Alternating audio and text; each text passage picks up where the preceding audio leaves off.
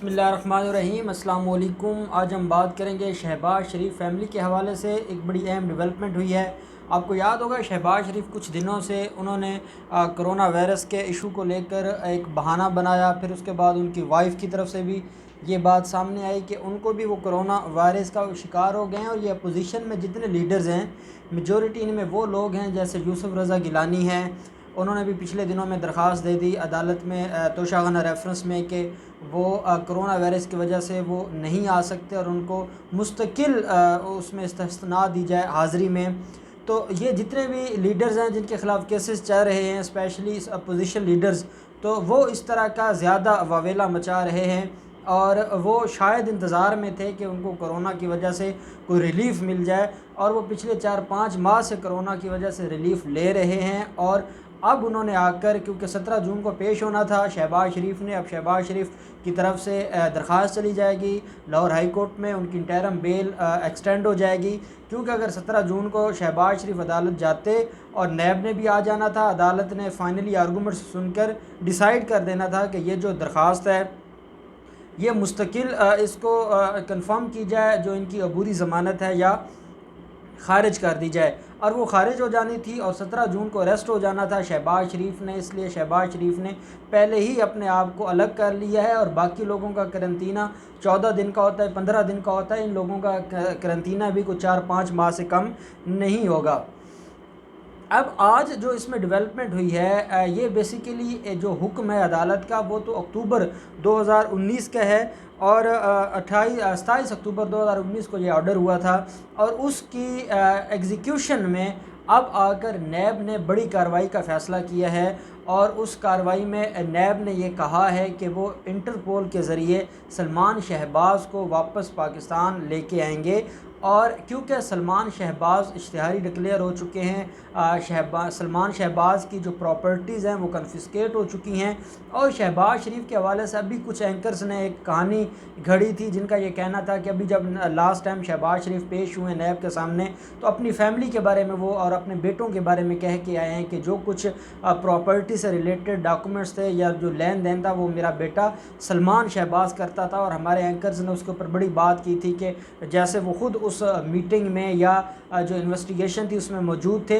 वो जो कहानी घड़ी थी वो बेसिकली जब 27 अक्टूबर 2019 को पेश किया गया था नैब की तरफ से एक रिपोर्ट और एक समन नैब अदालत में पेश किया गया था। उसके समन की कॉपी भी मेरे पास मौजूद है। और तब भी हमने इसके ऊपर बात की थी और मैंने आपको बताया था कि किस तरह शहबाज शरीफ ने सारा मलबा अपने बेटे के ऊपर डाल दिया है। और ये जो कहानी अब घड़ी जा रही है ये बेसिकली अब की नहीं है, ये तो पुरानी बात है।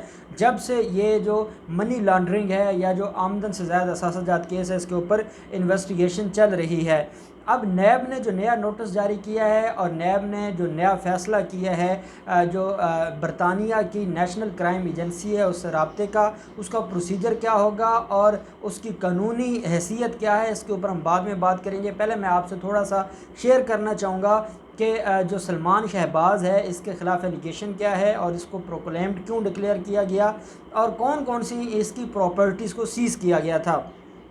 27 अक्टूबर 2019 को एहतसाब अदालत लाहौर ने जिसके जज अमीर मोहम्मद ख़ान साहब ने इनको इश्तिहारी डिक्लेयर किया था। नैब की तरफ से ये प्ली आई थी कि हम कम अज़ कम 6 दफ़ा इनको बुला चुके हैं और इनसे इन्वेस्टिगेशन करनी है, इनसे पूछ गुछ करनी है, लेकिन ये अदालत में नैब की अथॉरिटीज़ के सामने पेश होने से जानबूझकर अपने आप को दूर रख रहे हैं और मुल्क से ये भाग गए हैं। इसलिए इनको इश्तिहारी डिक्लेयर किया जाए। अदालत ने इनको इश्तिहारी डिक्लेयर किया था और नॉन बेलेबल वारंट जारी किए थे।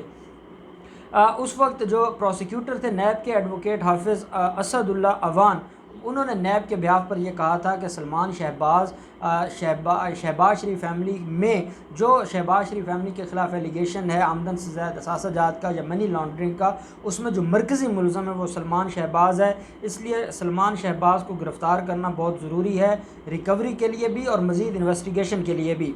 इसी तरह नैब ने यह कहा कि जो इसकी प्रॉपर्टीज़ थी जो कन्फिस्केट करने के लिए नैब ने अदालत से गुजारिश की थी और नैब ने जो उसके ऊपर ऑर्डर्स किए नैब अदालत में। उससे पहले मैं वो नोटिस आपको पढ़ के सुना दूँ कि जो उस वक्त जारी किया गया था सलमान शहबाज को और उसके बाप के हवाले से उसके अंदर जो चीज़ें आई थी, कहा गया था कि during investigation Shehbaz Sharif has stated that all is matters relevant to assets income and expenditures are being looked after by you.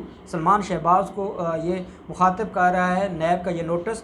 और शहबाज उन्होंने कहा है कि शहबाज शरीफ ये कहता है कि सारे मामलात कारोबार के लेन देन, इनकम, एसेट्स और जो एक्सपेंडिचर्स हैं वो आप लुक आफ्टर करते हैं and you are acquainted with and in possession of such information documents, और आपके पास वो सारे डॉक्यूमेंट्स हैं और आप ही वो इन्फॉर्मेशन रखते हैं और इनके इनकम के बारे में, शहबाज शरीफ फैमिली की इनकम के हवाले से, एसेट्स के हवाले से और जो बाकी मामलात हैं एक्सपेंडिचर्स के। You are requested to appear before a combined investigation team along with documents of all assets and properties. ये उस वक्त नैब ने अक्टूबर 2019 में ये नोटिस जारी किया था, जिसके बारे में अब आके मुख्तलिफ एंकर्स ने ये कहा है कि शहबाज शरीफ ने अभी ये जो नैब के पास गया है तो शहबाज शरीफ ये कह कर आया है कि मेरे बेटे इसमें मुलव्वस है, मेरा कोई कसूर नहीं है। तो वो बेसिकली कहानी गढ़ रहे थे, ये कहानी बहुत पुरानी है। अब उसके बाद जिन जिन प्रॉपर्टीज़ को जो कन्फिस्केट किया गया था, इसमें एक बड़ा अहम किरदार सामने आया था और उसका नाम था, वो जो रमज़ान शुगर मिल है वो उसके अंदर मैनेजर था और उसकी तरफ से एक सामने आया था जिसका नाम था मोहम्मद मुश्ताक एलियस चीनी। अब देखिए ये इनके मैनेजर हैं और ये नाम इस तरह का है जो वो थर्ड क्लास किस्म के गुंडे होते हैं उस तरह के नाम है। इसका मतलब यही है कि इन लोगों ने इनकी जो इनके मैनेजर्स हैं या जो इनकी हायरार्की है, इनकी मिलों में जो काम करते हैं, तो वो इसी तरह के लोग हैं। मोहम्मद मुश्ताक एलियस चीनी ये मैनेजर हैं रमज़ान शुगर मिल के, और ये PIA की फ़्लैट से अप्रैल 2019 में भागने की कोशिश कर रहे थे और अरेस्ट हो गए थे और उसके बाद ये वादा माफ़ गवाह बन गया। और इन्होंने ये कहा था कि सलमान जो मुख्तलिफ बैंक अकाउंट्स इस्तेमाल करता है वो इनकी फ़ैमिली के जो इनकी कंपनी है उसके मुलाजमीन के नाम पर हैं। और साथ ये कहा गया था कि जो हमज़ा शहबाज शरीफ है और बाकी लोग हैं वो जब भी बैरून मुल्क से पैसे मंगवाते थे तो वो जो एक कंपनी है उस कंपनी के नाम पर मंगवाते थे और वो सारे के सारा जो प्रॉपर्टीज़ हैं या वो जो पैसे बाहर से आते थे वो उनके अपने अकाउंट्स में नहीं आते थे, वो जो उनके लेबर है या लो पेड वर्कर्स हैं उनके नाम पर उन्होंने अकाउंट्स वगैरह बनवाए हुए थे। साथ उनका ये कहना था कि मुश्ताक एंड कंपनी ये एक कंपनी थी जिसके नाम पर ज़्यादातर जिनके अकाउंट्स में ये पैसे मंगवाए जाते थे। साथ इसके अंदर जो प्रॉपर्टीज़ कन्फिस्केट की गई उसमें अदालत को ये बताया गया कि जो नैब है उसने फ्रीज़ किए हैं, सीज़ की हैं प्रॉपर्टीज़। 2 बिलियन रुपए की 16 कंपनीज़ हैं जिसमें शेयर्स थे 2 बिलियन के सलमान शहबाज के, उनको कन्फिस्केट किया गया है, सीज़ किया गया है। इसी तरह according to the NAB report इन्होंने 4.1 मिलियन रुपए के बैंक अकाउंट्स को सीज़ किया है। इसी तरह $4000 के इन्होंने 2 मुख्तलिफ बैंकों में जो अकाउंट्स थे इंटरनेशनल बैंक्स में उनको सीज़ किया है उस रकम को। इसके अलावा 10 मरले का एक एग्रीकल्चर एक लैंड है उसको सीज़ किया गया। इसके अलावा 209 कनाल का एक रकबा है सलमान शहबाज के नाम, 209 कनाल का एग्रीकल्चर रकबा है उसको सीज़ किया गया। इसके अलावा जो नैब एलएच ये करती है कि 3.3 बिलियन रुपए आइडेंटिफाई किए गए कि ये गैर कानूनी तौर पर हमज़ा शहबाज और सलमान शहबाज और उनके बाप जो शहबाज शरीफ है उनके अकाउंट्स में ट्रांजैक्शंस होती रही। 3.3 बिलियन रुपए की गैर कानूनी ट्रांजैक्शंस होती रहीं। ये सारी चीज़ें भी अदालत के सामने आई थीं और अदालत ने इनकी बुनियाद पर ये जो सीज़ किया था, इनके कन्फिस्केट कर दी थी प्रॉपर्टीज़ को, बैंक अकाउंट्स को मुंजमद कर दिया था। और जो इसमें मुश्ताक चीनी था उसको वो वादा माफ़ गवाह बन चुका था और 164 की स्टेटमेंट उसकी रिकॉर्ड कर ली गई थी जिसमें उसने कन्फेशन किया था कि वो सलमान शहबाज और हमज़ा शहबाज के कहने पर और इनके अकाउंट्स को इस्तेमाल करते थे वो लोग और बैरून मुल्क से वो पैसे मंगवाते थे और जिसका कोई रिकॉर्ड मौजूद नहीं था।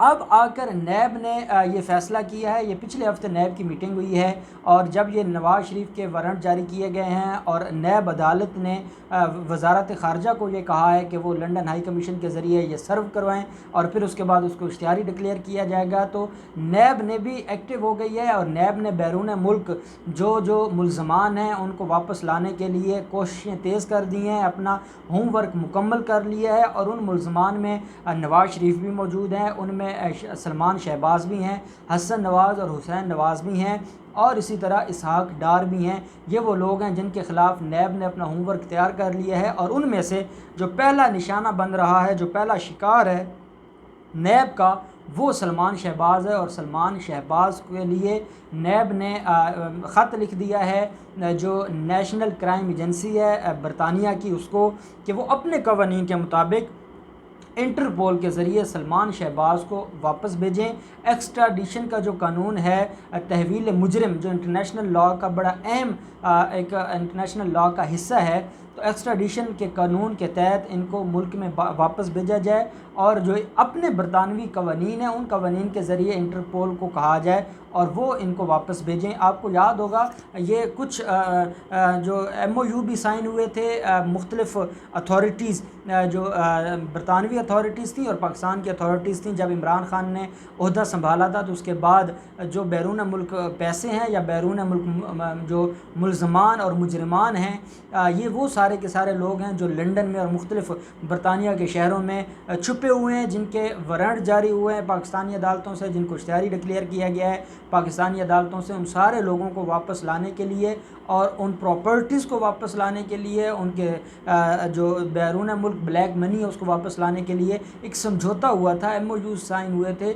और ये उसका अब हमें समर मिल रहा है कि नैब अथॉरिटीज़ ने जो बरतानवी अथॉरिटीज़ हैं उनको ख़त लिख दिया है और बरतानवी अथॉरिटीज़ क्योंकि अब इस एग्रीमेंट में आ गई हैं पाकिस्तान के साथ और वो पाकिस्तान के साथ कोऑपरेट उन्होंने हर हाल में करना है, इसलिए सलमान शहबाज भी अब वापस आएंगे और हसन नवाज़ और हुसैन नवाज़ को भी वापस लाया जाएगा। उसके अलावा नवाज़ शरीफ और इसहाक डार को भी मुल्क में वापस आकर केसेस को फेस करना होगा और वो अब बहुत ज़्यादा देर लंदन में क़याम नहीं कर सकते, उनका मज़ीद लंदन में क़याम अब नामुमकिन हो चुका है।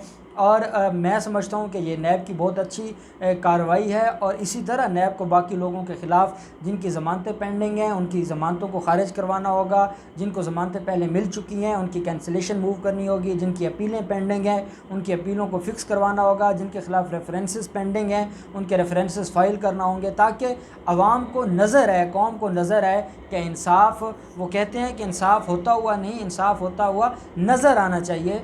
तो आवाम को भी नज़र आना चाहिए कि नैब क्या कार्रवाई कर रही है और वो पाकिस्तान की बेहतरी के लिए अपना क्या रोल प्ले कर रही है। अब देखते हैं कि ये अगले आने वाले चंद दिनों में बरतानवी हुकाम की तरफ से उसका रिस्पांस आ जाएगा और मुझे उम्मीद है और मैं उन कवानीन को पढ़ के और उन MOUs को जो पढ़ के ये इस नतीजे पर पहुंचा हूं कि इंशाअल्लाह जो बरतानवी हुकाम हैं वो कोऑपरेट करेंगे और उन मुल्ज़मान को वापस पाकिस्तान भेजने में वो हर तरह से पाकिस्तान को फैसिलिटेट करेंगे। मज़ीद जो भी डेवलपमेंट होगी हम आपके साथ शेयर करते रहेंगे। बहुत शुक्रिया।